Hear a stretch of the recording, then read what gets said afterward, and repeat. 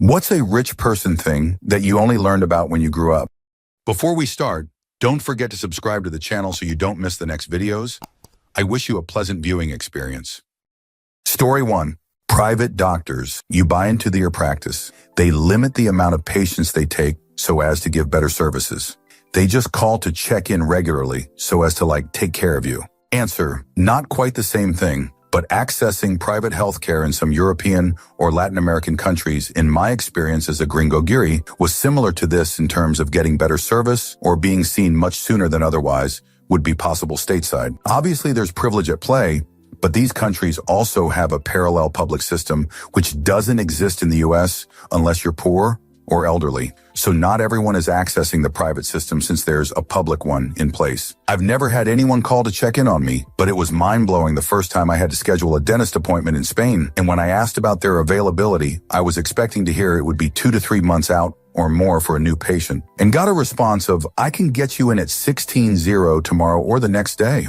Of course, a fraction of the price compared to the US LMAO. The funny thing is, they didn't even charge me for the first visit because they thought my teeth didn't need a cleaning, though I insisted on getting a second appointment a couple months later before returning to the States, where I'd pay 3-4 NOACs the amount with insurance after waiting months to get in as a patient. Story 2. Really rich people have their own family investment firm with a full office of employees that manage their money and assets.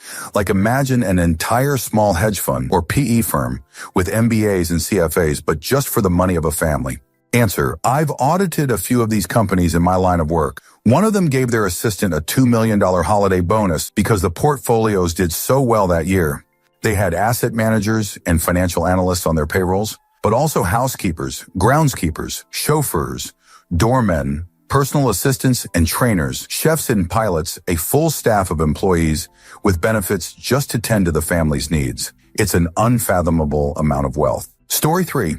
Internships through family friends. I thought internships were something you applied for, but I guess apparently they're also passed down like heirlooms. Answer: I worked for a machine shop that got bought out by an equity firm. The guy in charge of business development got made president of our group of 5 different shops. He hired his son straight out of college and gave him his old job, an expense account and a corner office. These two flew all over the country but brought in no new work. This fucking kid knows nothing about machining or the capabilities of the different shops and machines. Every sales call he went on, Daddy went with him, but Junior got the credit because that's what Daddy told corporate. Story 4. Taking loans out on assets at 3 just to throw it into a fund that makes 5. It's like an infinite money hack if you have the capital and can afford the risk. Answer: well, most people do that with their mortgage.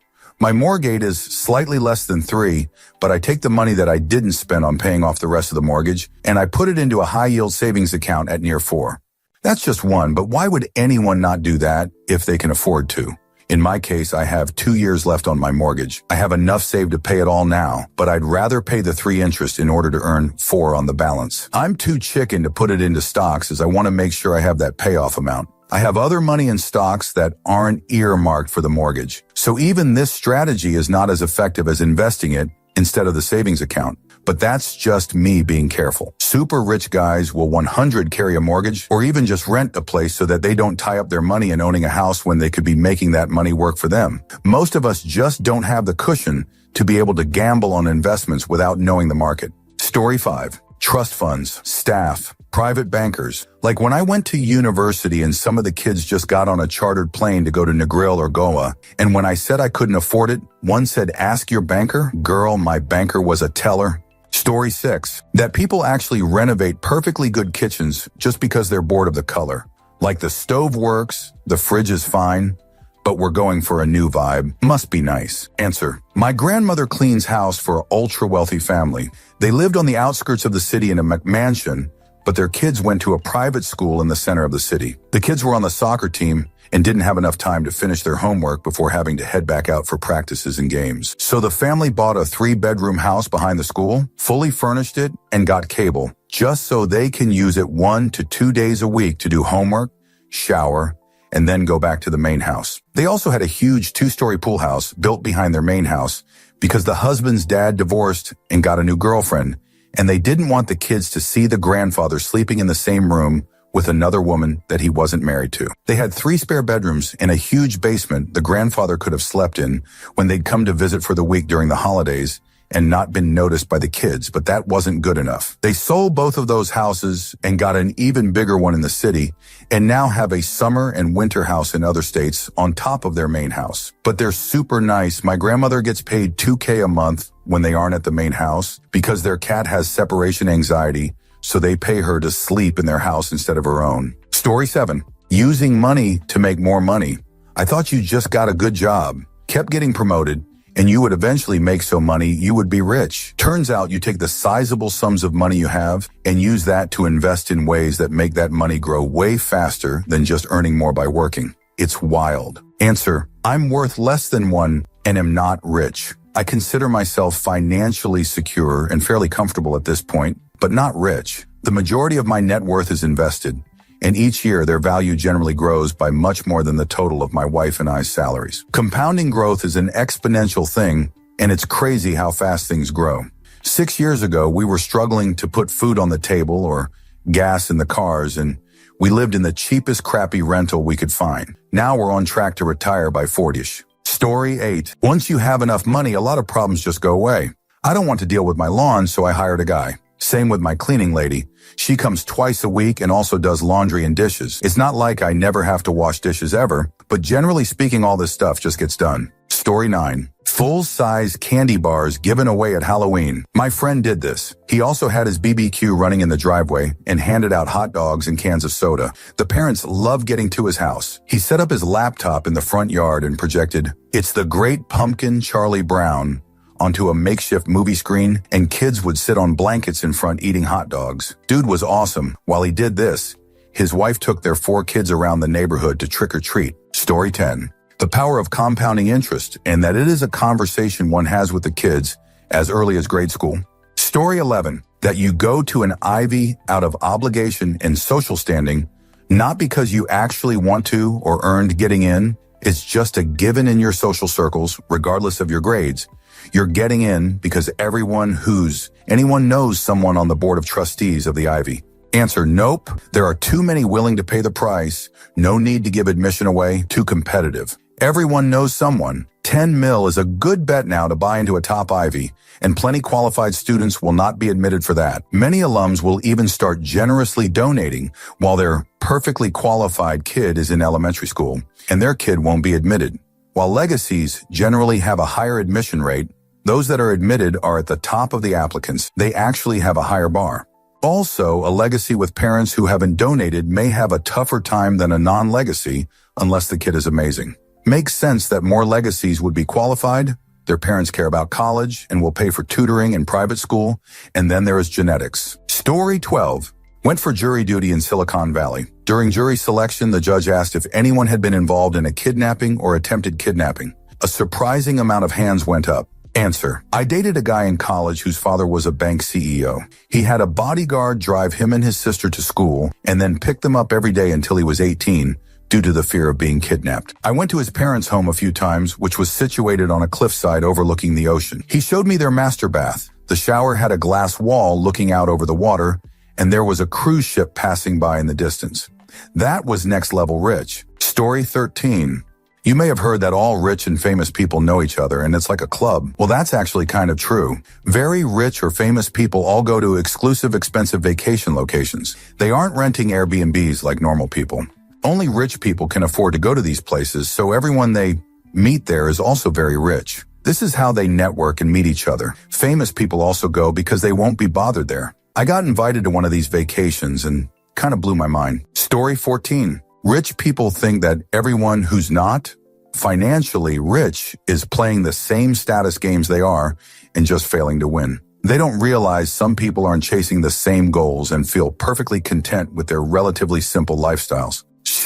Answer. Conversely, rich people who aren't ostentatious and lead relatively normal-looking lives, but who do not have to deal with the stress of figuring out how to pay for anything they need or might want, sometimes assume everyone they know who is living a similar middle-class lifestyle also has trust funds and millions in investments and can afford to travel wherever, whenever, etc., just like them.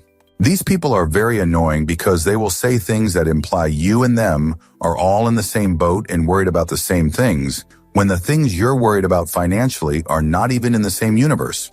Example, you are worried and feeling guilty about all the loans your kids are taking for college and that they have to go to the college that's the cheapest because you can pay for their college. They are worried about the logistical challenges of transferring the tuition money for their multiple children's 80K year schools from the trust funds the grandparents set up for them. Story 15.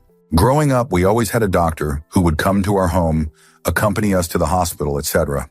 I had no idea that we were subscribed to a health service. We were in Europe one time when I was a kid and my stepmother fell ill. The doctor and his two sons, who are both members of the service, flew to our home there, took my stepmom to India, ended up performing the surgery there, and she was back home in a couple of weeks. Well, I had no idea that other PPL didn't also have this until I said it to a group of friends. One time, I didn't act like I was anything different, but they did. I didn't FKN no. Story 16.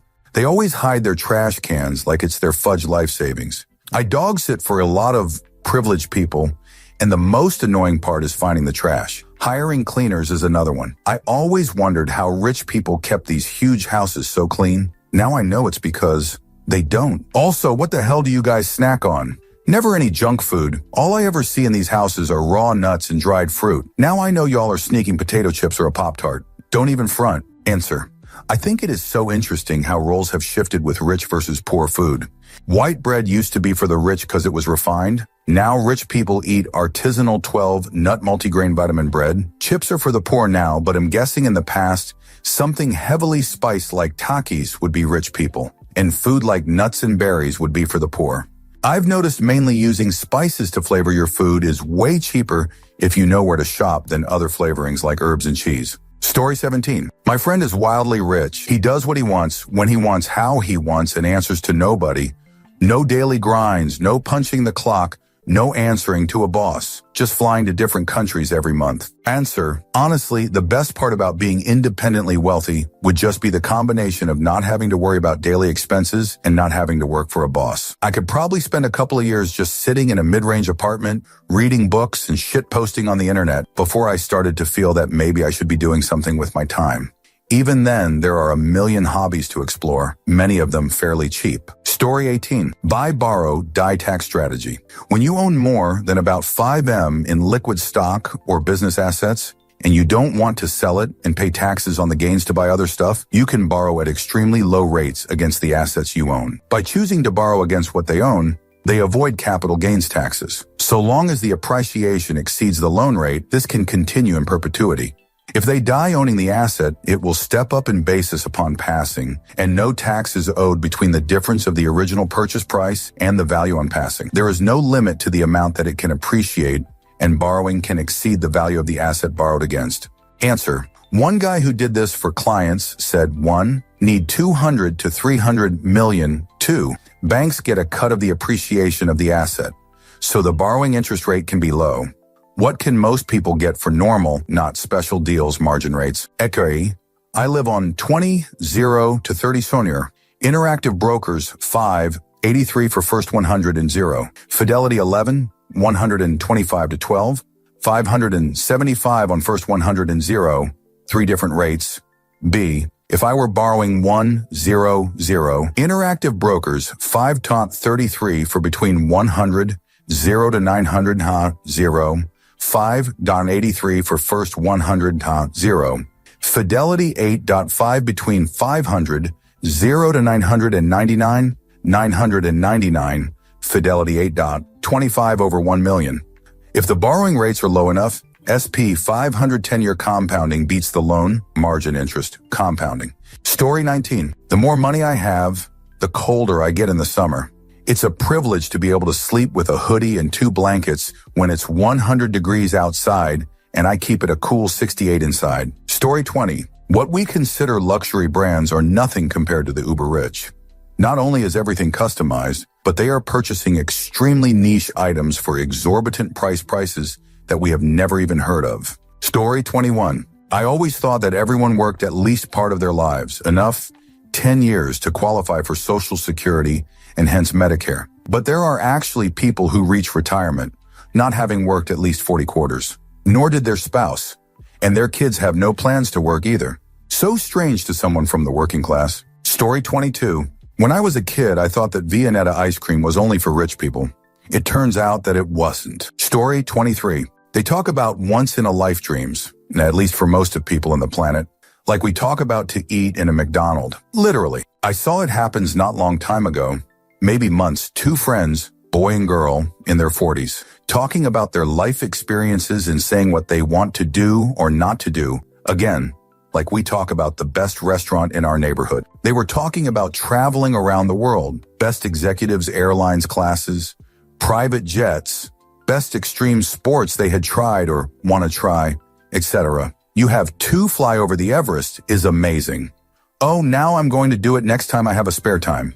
It sadly for me, make me sad. It must not affect me, but it did it. Maybe because I was really into that girl and it just crushed my dream. Story 24. When you enter a rich person's home, there's a buffer between the entrance and their living space, like a foyer or some chute. But in poor people homes, you enter directly into their living space, like their family room or something, immediately up in their chute. Story 25. Silent wealth. Real wealthy people don't show off. Their assets are in the form of stocks and investments, not fancy clothing or jewelry or cars. Story 26.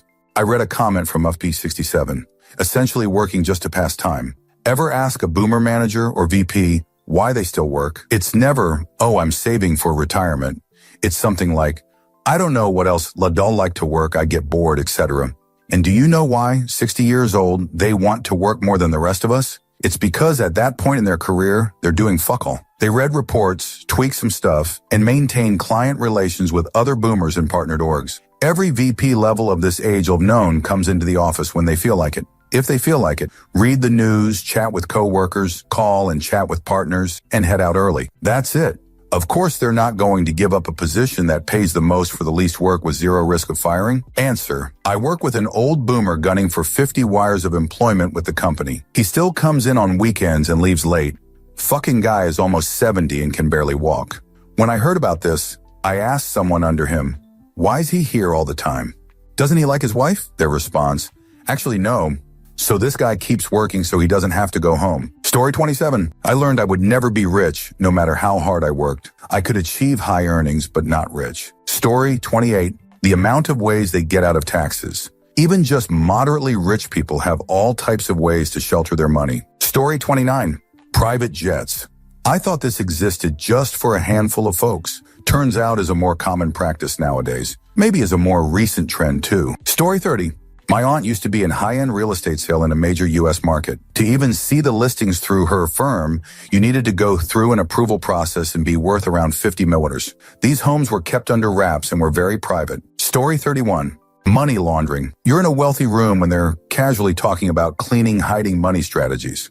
Like real estate deals in Russia in the 90s, you could recover from bankruptcy if you did property deals in Moscow to launder money for the Russian mob. Important to avoid any behavior they could blackmail you with later, though. Even if you really wanted those hoes to piss on you. Story 32. Phoenix companies. I had a client in finance who explained this to me. The company goes bankrupt. The shareholders lose all their money, but actually whatever money is still left is preserved through a bunch of economic chicanery and then funneled into a new enterprise. The fat cats on top lose nothing. Story 33. Currently vacationing in Telluride, Colorado, in a 3mm condo that we rented for like $1,500 for 3 nights. One thing we've noticed is that people just leave their 5 bikes unchained on the bike racks. My 15-year-old 250 bike gets chained like Pee-wee's Big Adventure anytime I have to even run into the convenience store, lol. Story 34. The rich don't take their cars for service. A tow company picks it up and delivers it when it's done. Or they hire mechanics to come to their homes and service them there. Story 35. That you can leverage imaginary money that you don't have into tangible money that you do have and really don't have a lot of penalties if you're wrong. And also by doing this way, you're not paying taxes because it's all imaginary and you're just spending your money.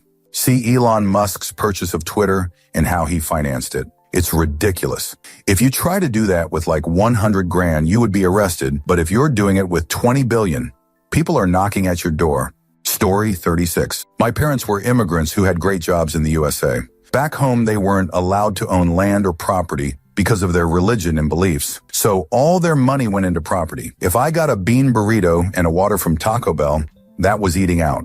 However, when it came to college, I was denied any scholarships because my parents were too rich. We had no money. It was all assets. I learned that at 17. Story 37. That there are peer networks just for rich people. They discuss investments mostly, but it's a way to validate their thoughts and actions. And that people with generational or inherited wealth are viewed differently to self-made wealth. Story 38. Rich people dress nicely. Millionaires dress like homeless except for the shoes and the smell. In time, you learn to recognize the actually expensive colognes. I learned that from a Bentley salesman. Story 39. That the horrors of growing up very poor and very, very rich have some overlap. They never see their parents. Everything is about money.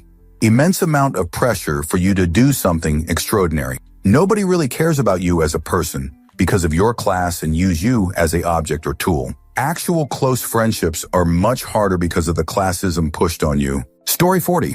These ostentatious motherfuckers have been calling veggie platters crudits, pronounced crudita, this whole time. Story 41. Scentlessness. All of the important people at the company my ex worked for smelled like nothing at all. Not deodorant, not laundry soap, they get everything dry cleaned. Not scented shampoo, not BO. Just nothing. Even if you smooshed up close to them in the lift, you wouldn't smell anything. Either they were really, really clean, or they were actually robots. Expensive perfumes are actually marketed to lower and middle class folks. The upper class wants nothing to do with them. Story 42. Plates of food. I've only been in restaurants where one plate is delivered and picked up, but rich people have 6-course meals or whatever with multiple plates. Story 43. I don't know if this is a thing anymore, but since I visited my grandmother's rich friend in the most 1970s apartment I had ever been to, and it had central vacuuming, there were outlets in the wall that you can just stick a hose into, and it vacuums into something central in the basement. Answer, it's still a thing, but it's still pretty uncommon. The only house I've ever seen with it is at a relative's house that was built in the late 1970s, early 1980s. They bought it newish in the 1980s anyway. I wouldn't say they're very rich, but they are comfortably upper middle class. I'm actually staying with them in this house currently. Coincidentally enough, the central vac hasn't worked for a good 15 or 20 years though, and they have no plans of fixing it. Story 44. Buying expensive things in the off-season. I remember a surgeon I worked with was going to buy his kids high-end hockey skates in June because they just got marked down 40 because no one buys skates in June. Buy when they are cheaper, not when you need them. Story 45. Debutante balls. I was not aware of this world at all until matched up with my debutante roommate in college. It was so eye-opening and foreign to me. We could not have been more different. I'm from a very blue-collar family, but we bonded so much that she officiated my wedding 15 years later. Story 46. Seeing rules as how much it costs to do the thing instead of regulations principles. To everyone else, being charged or fined for not following rules is upsetting punishment. It wasn't until I was getting ready to go to college, heard older students talking about how they didn't bother to pay for the student parking because they knew they'd leave a car someplace it wasn't supposed to be longer than time allotted, that I realized that when you come from or have money that fine cost, the same applies to staying in a hotel with people who smoke, but only non-smoking rooms are available. Those 200 to 500 cleaning fees would make me cry, but I have encountered it costs X to smoke because we're smoking people in my life. Story 47. The difference in what people mean when they say they can't afford something. To rich people, it means I'd prefer not to spend my money on that, though I could if I really wanted to. To poor people, it means I physically lack the funds to do so. Story 48. The joy of not flying commercial. I dislike flying as a kid, but private, it's the difference between being in a hurricane and a balmy spring breeze edit. Not having to think about hygiene and what the cleaning crew has missed is a bonus. Story 49. Bonuses. I knew about Christmas bonuses and such, but had no idea that once you reach a certain level in most companies, you get an extra 25K on 100K just because. Answer. Honestly, I think that's kind of backwards. A bonus is really money they can take away. If someone has a salary of X and a bonus of Y, what that really means is you make XY this year, but if we're not satisfied with your performance, that could go down as low as X next year. This is usually how it works for management and very senior employees. For salespeople, it tends to be more like, if you sell more, you get more money. And for top executives, it tends to be more like, if the company does better, you get more money. Story 50. Running the air conditioning. I thought that was rich people stuff until I got older, realized it barely adds to the bill, and learned Gen X was just cheap. Story 51. A very well-to-do old money guy and I were chatting. This is a small village and everyone knows everything about everyone. I asked him about his older car when he could afford a new one every year. He said he had no vanity and no need to impress his employees. His old Chevy ran fine. Story 52. My parents had a bungalow on Key Biscayne when we were little. School's out, pack up the station wagon, drive from LI to Miami for the summer. Dad would come down for a week or so around July 4th weekend. My grandparents and aunt would come down week before Labor Day, then back home before school started, right after a Jewish holiday. Bet my father kicked himself later on, wishing he hadn't sold it when my mother died. But I guess the memories were just too much. Story 53. Customs warehouses and mine storage facilities. How the rich buy, sell, and store artwork and other valuables in customs warehouses because they only pay taxes on the items when they leave the warehouses. And then how they store valuables in mines that have been turned into high-security storage facilities. My ex-sister-in-law is a lawyer and spent a year doing research on a case in one of these facilities. She said it was insane just how high the level of security was inside the mine. Story 54. I didn't realize until I was like 22 that PPL actually owned multiple homes just for fun or vacation. Like I'm just trying to pay rent. Story 55. Worked at a private fine dining restaurant for almost 2 years. Wild what you hear behind closed doors. But one thing you learn rather quickly, even without listening to their conversations, is that rich marries rich. That's it. It explains a lot of my childhood as my dad managed to scrounge enough money for us to go to a private school. A good chunk of my classmates ran in the same circle. Had no idea till I worked at this restaurant and I saw one of them and subsequently served him. I was bullied to high heaven growing up, specifically by the rich boys. Looking back, it's because they saw me as lesser, as they were taught that their only equals were those of their class, which is why rich only marries rich. No one else matters in their eyes, and it's ingrained from a young age. Story 56. The well-off are on great terms with their banks. The rich own shares of the banks. The ultra-rich offshore their money from the banks entirely. Story 57. Night nannies and having live-in or live-out help. Every single A-list celebrity and anyone rich with 2 kids likely has at least one nanny. Story 58. Maybe it's because I grew up very poor, or perhaps it was plain neglect, but mental health orthodontics and dermatology seemed only attainable for the elite when I was young. Story 59. Apparently, rich people have vacation homes that they don't rent out. As a kid, I thought everyone who had a second house rented it to make money. I only realized as an adult that some people just have entire homes sitting empty for most of the year and just waiting for them to feel like going to the beach. Blew my mind. Story 60. Property investment. I thought people only bought homes to live in, and landlords were people who were renting out their old homes to pay off their mortgages. Story 61.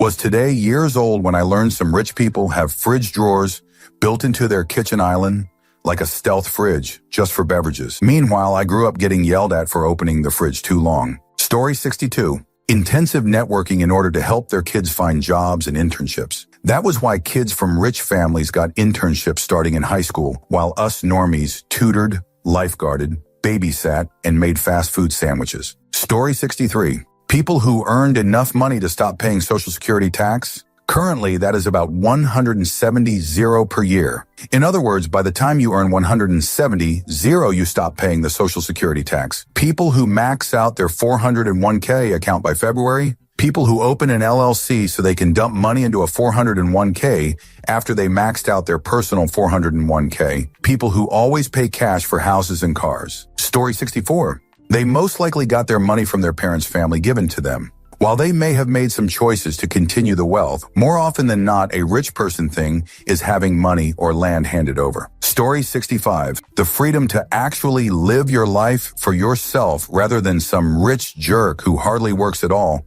To live free off your day in day-out toil for just enough table scraps to keep you alive for the month, but not enough to live your own life for yourself. That's actually a lie. This was glaringly obvious to me even as a kid.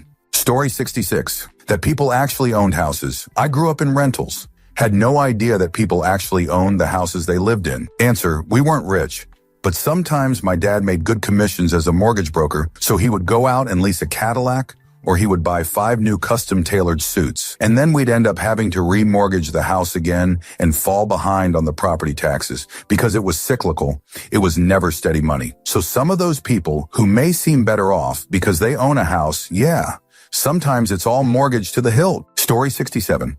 They use summer as a verb. I was in Newport visiting a college friend, and her uncle took us out for dinner. He casually asked me where I summered. I could barely keep a straight face. We didn't have tons of money, but I went to college with lots of rich kids, so I was being exposed to a totally different life. This was peak rich person moment. Story 68. This may be weird, but I didn't know what a cul-de-sac was.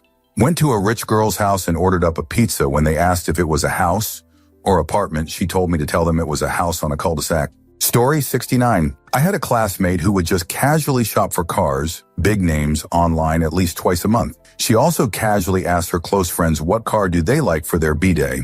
I thought cars were something you save up for years. Story 70. The feeling that no matter what happens, things will probably work out okay for you because your family likely has the financial means to partially, if not completely, bail you out of whatever adverse situation you found yourself in. The feeling that you are not only deserving of a positive outcome of any given situation, but entitled to one, regardless of however much effort you've put in. Living in even some degree of poverty is living in fear, and rich people absolutely do not have this and often fail to compute what it's even like to live with the fear that if something goes even slightly awry for you, your whole life can fall apart, and you can risk not having your basic needs met. Story 71. Taking groceries off the shelves and putting them in the cart without looking at or comparing prices. Story 72. Lavish basements. Like movie theater with a wine cellar and separate bar. Basement's better than any house I'd been to, and it was just the basement of the house. Living on golf courses, like whole jerk private gated towns built around a golf course and country club. Story 73. I bought into Zoom does not mean they've subscribed to a paid account, a lesson I learned during peak COVID, and my response was the organization I work at did this. Story 74. Paying someone else $200 to stand in line outside Starbucks to buy you the new 50 limited edition Stanley Cup, which you never even drink out of, but put on a shelf next to 18 other Stanley Cups. Story 75. I work in the luxury travel industry, so I've learned about a lot of obscure and exclusive travel services that exist. Membership-based travel clubs, kind of like country clubs, but for travel. You pay $200 for a membership to a group like Exclusive Resorts. Then you have access to a huge portfolio of properties that you can travel to, but you still have to pay $1,500 night for those properties.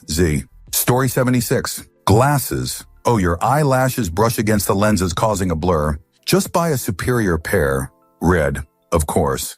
Meanwhile, the rest of us get to see through what we can afford. Story 77. Fudge. This thread made me want to be rich, and to think some people think that money doesn't buy happiness. Fudge. Story 78. Rich people bum rides on other rich people's private jets. Family friend is rich and visited us via the corporate jet.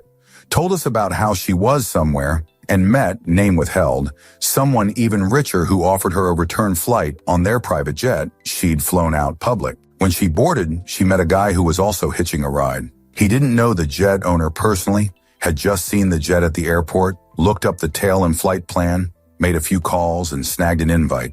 Also, same friend regularly shops at Dollar Tree. We actually made a special trip there because she was looking for more of a specific item she'd already bought out at her local stores, TJ Maxx and Ross. Story 79. Qualified dividend income is taxed at 0 to live pretty much middle class, then 15 deep into seriously upper middle class, then capped at 20 if it's the income of like 5 families combined. WTAF. Story 80. Learned that some rich people have fridges just for beverages. Like you need a whole appliance just to keep LaCroix cold? Meanwhile, my fridge is 80 leftovers and trauma. Story 81. My best friend's dad made tons of money before the 2008 crash. Before, during, and after the crash, he would consistently drink old Bourgogne wines every afternoon, evening for years without changing his demeanor or expressing frustration that he was actually, as Eva learned as an adult, going from 20 million to losing his entire retirement. The fact that he wasn't rattled, had possibly been through worse multiple times, and took it all with a smile really made an impression on me.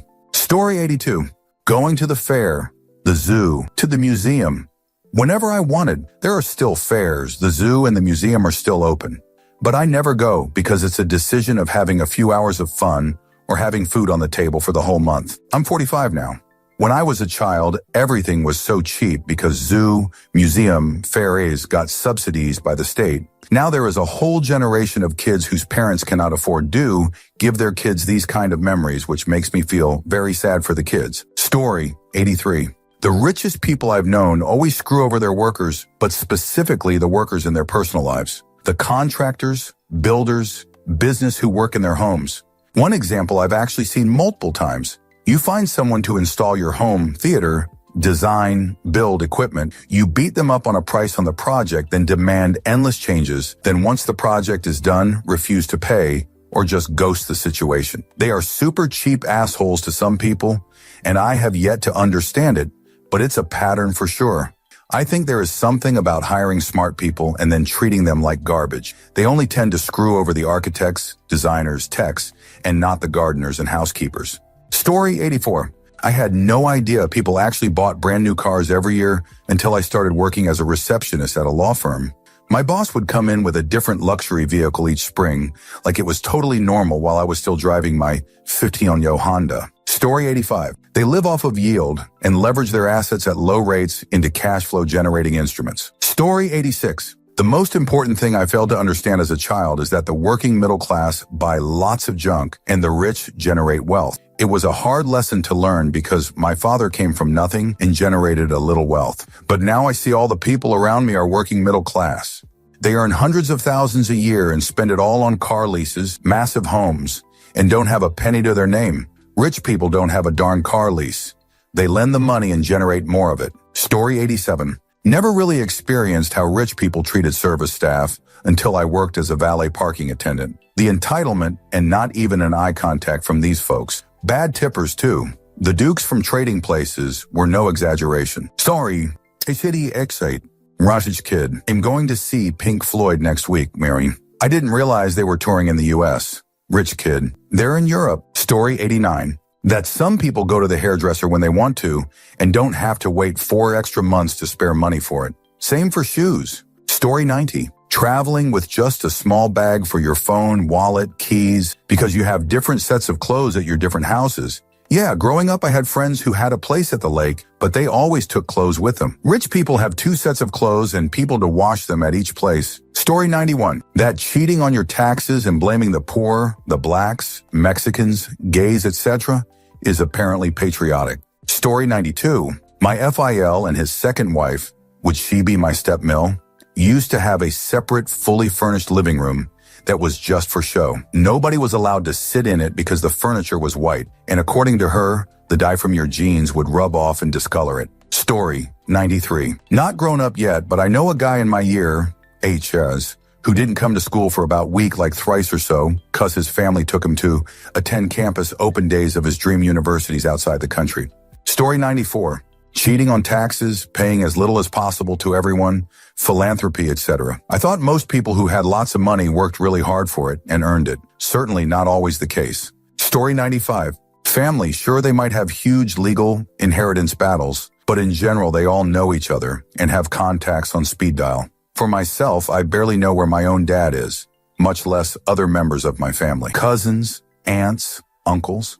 I'm sure they are alive somewhere, but I've not seen them in decades or ever. Quite sad about it, but that's life. Story 96. Borrowing millions or billions against your assets and spending the money, then selling some of the assets so you pay no tax because you're incredibly in debt. Story 97. They pursue higher education to avoid getting a job and because it's being paid for by their parents. Then they have all these degrees but don't do anything. Story 98. Garbage service. I'm from the middle of nowhere and we just take our trash to the landfill. We have to take our stinking trash to the dump, but a lot of people can just put it on the curb. Story 99. Super planning your child's college marketability. Making sure they have good extracurriculars, teaching them how to write a good application, making sure they have time to do volunteer work, making sure they have transportation to and from these activities, investing heavily in their areas of interest and making sure those areas are cultivated.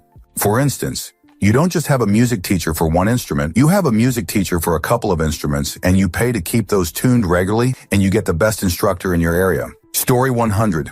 I was doing this without assets 20 years ago. It's actually quite easy when interest rates are right. The secret is to get into low-no-risk investment or something guaranteed while locking in a fixed interest rate on the loan lower than the interest rate on the investment. The downside is you can really take out loans on major purchases like a house or vehicle, but it builds your wealth slowly and your credit score. Story 101. I've seen people's dogs with better living quarters than people I know. That's effed up when you think about it. Story 102. Where I grew up, every kid seemed to have a tree house and the latest mobile phone, except me. We were only 8, and the kids in my class were sporting the latest Sony Ericsson Walkman phones, also going on all these cool holidays. Maybe I was just a pavo. Story 103. Summer homes, boarding schools, household staffs, and quiet luxury. Just wearing plain shirt that costs $500 of the label and no one else can see. Story 104. That some families own more than one home in different parts of the U.S., and if they have a ranch home, then they also have 100 acres of land to boot. Story 105. Securities-backed lending. Cheap, quick liquidity against pledged securities that the borrower never has to sell and can keep getting the return, growth, and dividends while being cheaper than conventional loans. Imagine you have 25 mile in Apple stock that you want to pledge as collateral. You can take out a loan for 30 to 50 of your collateral value to 5 to 6 interest. Also, because you never sell, you don't have a change in basis, so you don't pay capital gains. And when you die, your estate inherits at market value and sells tax-free. And what taxes you may pay as the borrower can often be deferred. Story 106. When I was growing up, all my friends used to talk about going to their cottage. It wasn't until middle school realized almost every kid I went to school with had at least one more home on a lake somewhere. Story 107. Luxury hotels give you full-size soap bars and throw them away and replace them when they do daily housekeeping. Story 108. They don't necessarily appear rich. Those that do this value their friends highly who they made before they were rich or who did not know they were rich. Pre-internet was possible. Or who don't care a crap about it. They go to the same schools as their parents. Multi-generational farmers don't buy ostentatious, but they do buy good quality regardless of brand and wear them a lot. They often work hard on the family farm. Then the perks. Horses, OMG horses. Story 109. Off menu. Who knew you could walk into a fancy restaurant and just ask for whatever you wanted regardless of the menu? Prices? Pfft, no one asks about prices. Story 110. This might be stupid, but to use other people's money, and rarely your own. I always thought, as a kind, that everyone rich spent all their money and never got loans from banks or anything like that. Story 111. Having a masseuse coming to your own home. When I acquired some wealth, it was happening twice weekly when I lost all the money to more massages anywhere. Story 112. Interest rates are negotiable down to 1 on almost everything. My buddy friend had a MasterCard with 1 interest. If you have enough cash, your auto loans can always be 0 or close to it if you know the right people. My buddy's neighbor sued people for retirement, including my buddy in the government, because he tried to carbon copy his cabin and it got rejected at the approval phase. Story 113. Friend's family went out to a nice restaurant to eat every Friday night. We went out to eat maybe 2 to 3 times per year and never someplace expensive, either Pizza Hut buffet or maybe a Mexican place. It didn't dawn on me until I grew up that the main reason was my family had way less money than theirs. Story 114. Good looks. It's not always rich people, but you have a much higher chance of being good looking if you're born rich. Story 115. A couple years ago, I was planning a trip with friends and I suggested a couple hotels. One of them mentioned that they really didn't want to stay at any of the hotels. I suggested because none of them had white sheets, and I was outwardly confused. I had never heard of this because in my family we grew up staying at Quality Inn and that kind of thing, and those hotels usually have light-colored but not white sheets, as well as some kind of colorful quilt or blanket. Everyone in the group chat remarked about how they agreed and wouldn't accept anything else. And if the sheets aren't all white, that's how you know a hotel is low class and not worth staying at. A bit embarrassing at the time, but ever since then, I've definitely noticed that nicer and more expensive hotels always have all white sheets. Story 116. I found out about these in middle school, so I don't know if it counts as when I grew up, but I was surprised when I found out that It's good for your clothes and especially your boots to look worn and used if you are into horses and hunting and polo. They will know you are a pretender if your boots are too new. They have stupid nicknames like Go-Go and Muffin and Chip, but even so, Go-Go and Muffin and Chip will have siblings who only go by their full names. Oh look, it's Go-Go and her brother Howard, Muffin and her brother Theodore, and Chip and his sisters Kick and Thomasina. Oh, and little Go-Go and Howard may have their own house next to the main house because their parents don't really want to know what they're up to, and they don't want any of their grimy friends touching anything in the main house. The pool also has its own building next to the tennis courts. Mom is probably also a good 20 years younger than Dad, and Dad has a penthouse in the city, so he's never around anyway. Story 117. When anymore, my ex-rich nightmare in-laws had cocktail hour hors d'oeuvres every day at 5 sharp. Traded in their Cadillac every 24 months, dislike on each ex-Mayas gift they received. Amiel tried to find a new restaurant in the middle of a snow blizzard because the coffee wasn't done right. Their kids had unlimited credit card use through college. Story 118. 20 years ago, I worked on a house design for a family worth over 500 Mellers at the time. They were maybe the most paranoid people I've met. The security fence, cameras, armed guard, background check, guard escorting me to the front door, and radioing in to open the door was all for real. I learned that if that is what it took to be rich, I didn't want it.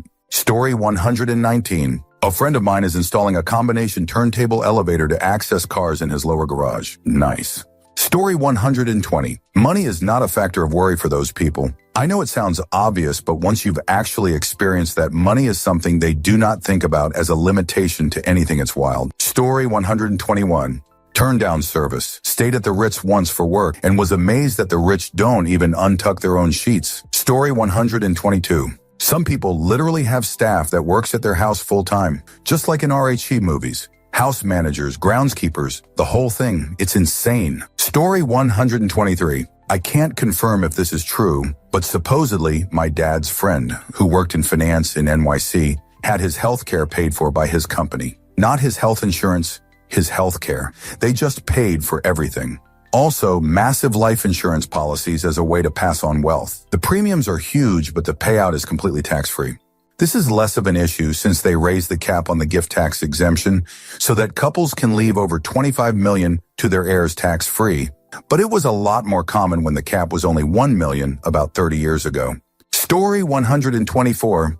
Tennis golf clubs, I knew there were initiation membership fees, but I didn't know you actually had to sign up to spend a minimum per month at the club. Story 125. That rich people don't get that way from W-2 income. There's a big difference between the rich people like your family physician or your uncle who's a VP somewhere and rich people who make that much every month from their capital. Story 126. Some people actually own multiple houses or houses they live in when they go on vacation.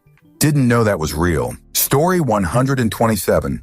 A daily driver. I had a roommate at 25 who talked about his car as his daily driver. I asked what he meant, and he said, you know, when you have a main car to drive and then your fun ones for other purposes. I had never known an individual to have more than one car. Of course, some families have multiple, and never heard the term. Story 128. Rich people hotels have stores with incredibly high-quality in-house items, such as clothes, linen, bathrobes, darn near everything. And when I say clothes, I do mean fully bespoke suits. You can put them on your expenses and make the company pay for your luxury goods. Also, they send their luggage via courier service. So when they arrive at the hotel with just their carry-on bag, all the rest of their stuff is not only in their room, it's fully put away in the wardrobes and everything. Edit, I say stores simply because I'm not rich enough to know the proper word for it. Story 129. The special doesn't mean it's a discounted meal at a restaurant. It's actually the most expensive meal. Story 130. There's a difference between a Roth 401k and a Roth IRA. And while Roth is after-tax contributions are different than Roth contributions. Also, did you know that contributions, not earnings, can be withdrawn from a Roth IRA, penalty and tax-free, generally after 5 years?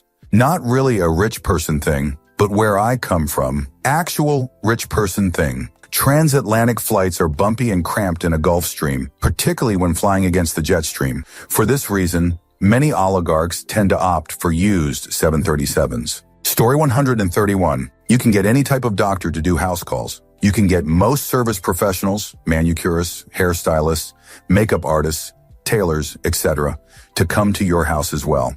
If you're rich enough, you can get in contact with most anyone and have them come to your house. A lot of people you wouldn't think are available have a price. Story 132. Seasonal holiday vacations. I went to school with kids whose families could afford Christmas holiday, spring break getaways, and summer vacations all in one year. Not one or the other. Story 133. I grew up upper middle class, and that's by American standards. Wealthy people in other countries, especially former Soviet Union, Central America, and the Middle East, can pay to have their ex-military bodyguards disappear people they don't like and have their country's legal system turn a blind eye to it. Story 134. The idea of not checking your bank account before buying something that's a rich person flex, I never understood as a kid. Story 135. Cash is king. My sister and her husband buy a lot of things with cash only. People are so willing to drop their price when paying with cash. She also pays all her business and home expenses with cards that give miles. She travels monthly. Story 136. I learned some people actually have money and can afford $5 for Chipotle at a second's notice while I sit in the corner eating their chips. Story 137. Skiing, man. I always wanted to go skiing as a child. All the rich kids are doing multiple trips each winter. Story 138. Bro, a second fridge. Growing up, I thought it was just a rich people flex. Now I realize it's for stocking ice cream, drinks, and stuff for guests.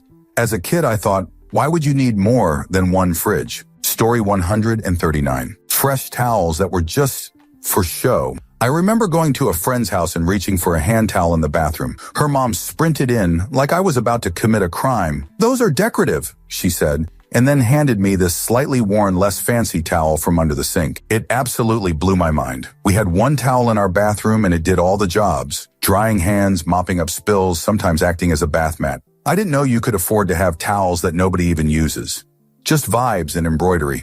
Story 139. She was a full-time professional fine artist, oil painter. Dad was a pioneer in green energy. Whole family is loaded as a result.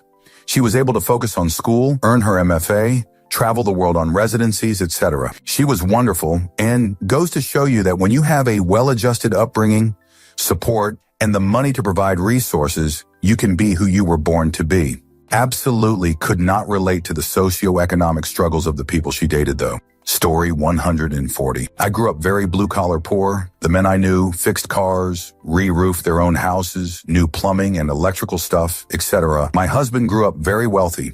His family had a massive house, a pool, a vacation home in Spain, and maids. Honestly, the contrast was stark. The first thing he did after we moved in together was put liquid dish soap in the dishwasher. He didn't know anything. He didn't know the vacuum needed to be emptied. It could have been a deal breaker, but he fully embraced his ignorance and learned. It was a whole new world and he loved it. One of my favorite memories is of putting up our first Christmas tree. He'd never been part of that and got so much joy from it. Story 141. I grew up very blue-collar poor. The men I knew fixed cars, re-roofed their own houses, knew plumbing and electrical stuff, etc. My husband grew up very wealthy. His family had a massive house, a pool, a vacation home in Spain, and maids. Honestly, the contrast was stark. The first thing he did after we moved in together was put liquid dish soap in the dishwasher. He didn't know anything. He didn't know the vacuum needed to be emptied. It could have been a deal breaker, but he fully embraced his ignorance and learned. It was a whole new world and he loved it. One of my favorite memories is of putting up our first Christmas tree. He'd never been part of that and got so much joy from it. Story 142. That in majority of the cases, all is fine until you met the family and friends. You sit there like an idiot, unable to relate to anything what they say. And once you think some familiar topic appears, it ends up with a discussion about 10K baby strollers, wines, or childhood memories about skiing in Switzerland, or taking a trip to a seaside with their first Porsche. Their friends' interests were mostly things outside my tax brackets. Couldn't even relate to typical girly discussions about makeup and clothing, because their talks were about picking Birkin over Chanel, not about cute Zara top. Problem starts also when it comes to buying a gift, because there is no way you can match the amount of what they want to buy you and any kind of decision involving finances when you want to go 50-50. But the holiday which your partner picked are your 5 salaries. A lot of people make it work. I tried 2 times and each time I felt out of place very quickly. Story 143. Had a girlfriend in high school. We dated until sophomore year of college. What baffled me wasn't her disregard for the cost of things, but the fact that she couldn't understand why I couldn't just pick up and take her out for nice dinners or buy her $400 Louis Vuitton sneakers she wanted for Christmas, especially since she was willing to buy me 250 Jordans. I declined. She was such a sweet girl, but had no concept of other people coming from poor families. No idea how I had no money despite being 16, 17, and not having a job. When I got my first minimum wage job at 18, I spent pretty much everything I had on her for several years. She also took me out and bought me nice gifts, but she never had a job. She had a $300 a week allowance from her dad, but would ask him for money whenever she wanted anything, so she wouldn't spend her own allowance on anything. She had like $9 in her bank account by the time we were 18, and I had $200 to my name most of the time, LOL. Very nice girl, gorgeous.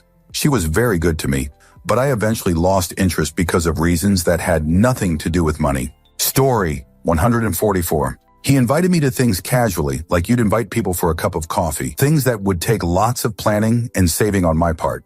Like, hey, I have to go to Vienna for work. Want to come? And his hobbies were things like flying his own plane, and mine were free, like running and reading. Story 145. When I was 26, I was making around $20K as a server. I dated a 32-year-old corporate attorney who was making $300K. I think the biggest thing it showed me is that I was capable of more in my life. For a long time, I thought I was just going to be a server because that's all I could do. She showed me to want more and to strive for more. I'll always be thankful to her for that because she changed the trajectory of my life. I went back to school and have a different career now. She pushed me to want something different, and it's something I didn't know was possible until I met her. Story 146. My ex was a poor sod, but his family I got to know was buttered. I also got to know he was basically leeching off them, which led to the strange arrangement of him not earning nearly as much money as he expected of anyone else like me. He would constantly talk shit about the way I lived an ordinary life. My furniture was shit, my clothes were cheap, and my gifts were never good enough. How did I not buy my food at the gourmet store anyway? According to him, I didn't know how to cook either, because how could you make real Italian pasta without the real Italian recipe? Recipes that his parents brought from all of their luxury travels all over the world, and none that came from him. His cooking shit was made even more hilarious by the fact this dude couldn't cook even a simple dish on his own, but his brother was a chef, so whenever he needed instructions, which was always, he would call his brother. I left him soon because his attitude was utterly insufferable. What I learned is that it's okay if you're rich. You're still dateable as long as you're not an asshat. Story 147. The family was an entity in itself and had rules. Relationships are everything. The family itself is a thing. The club, the parties, the vacations, the homes, the cars, the business. It's all about the family, the patriarch, the traditions, the schools, the business partners, and the neighborhood and the club. It's not a bad thing. It's just different. I was raised to be independent and get the fuck out of my parents' house. They stick together like Guelu. Everyone has a role to play, but they have security and they belong. I never belonged anywhere. I was raised by people who had kids because that's what you were supposed to do. And then I got the fuck out of their house when I turned 18, and that was that. Story 148. I wouldn't say I was poor, more average, but the two wealthy women I dated were both quite spoiled. They expected to get their way, and what was interesting for me was that they both expected their money to open doors and solve problems, rather than using courtesy or charm. My ex-best friend was the same. What was very notable for her especially was the smallest thing was a crisis. People who have never dealt with true pain or loss because they've always been shielded from it are upset by small things. Story 149, partner born to wealthy family, generational, subdued wealth, international trips a few times a year, live in housekeeper, best schools, NOLs, sports and art exposure. Good person, gave back with volunteering and donations. Contrast, could not relate to debt, fears of homelessness, or money anxiety. Biggest contrast, never afraid to try new things or make mistake. Took a job that didn't work out, that's okay. Family will keep you afloat until you find something else. Broke a leg overseas because you took a skiing risk in Italy? No worries. We'll charter something or find a way to get you out. I don't have that kind of freedom. Story 150, I'm about to get married to one. For reference, her parents just spent $400 zero cash renovating their porch. My parents live in a secondhand mobile home. There is a huge difference. First of all, my future in-laws are well known in their community for being kind, charitable, and generous. And my fiance is the same way. They are level-headed, I am sure. When we first started dating, she asked me what I wanted for Christmas. I said some new clothes would be nice, since mine had holes in them and were old. She said, "Well, I'm going to buy those for you anyways." That's not a gift. I mean a real gift. She spent thousands giving me new clothes in the first 6 months. Some expensive, some just regular everyday stuff from Old Navy, but she literally bought me an entirely new wardrobe. Then gave me a small $500 gift for Christmas, and her parents bought me an $800 gift. Not to mention the fact that she gave me a pair of Beats and a practically new iPhone because she didn't use them anyway. This was obviously mind-blowing to me.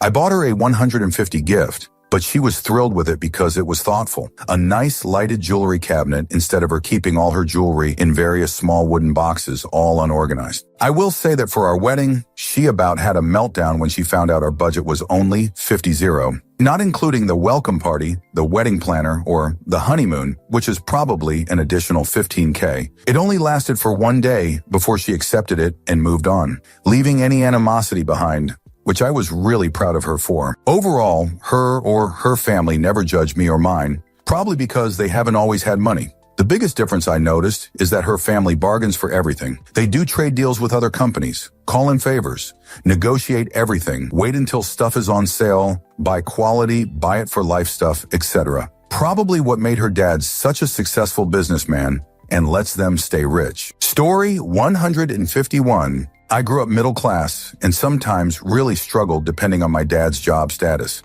My wife grew up quite wealthy. Think maids, nanny, vacations all over the world, private school. Our biggest hurdle during the first couple years of dating was lifestyle issues.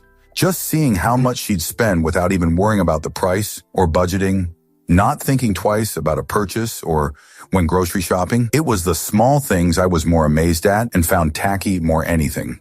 If you asked her, she would say I have far more financial literacy than her. She's a hard worker and works long hours, but still has that safety net. We are happily married, but navigating status class was a huge hurdle in the early stages of our relationship and sometimes still creeps in. Even now during the holidays, it's noticeably different between how my family does things versus hers. My siblings have great jobs, homes, etc., but still does not compare to how elaborate and expensive my wife's family does things.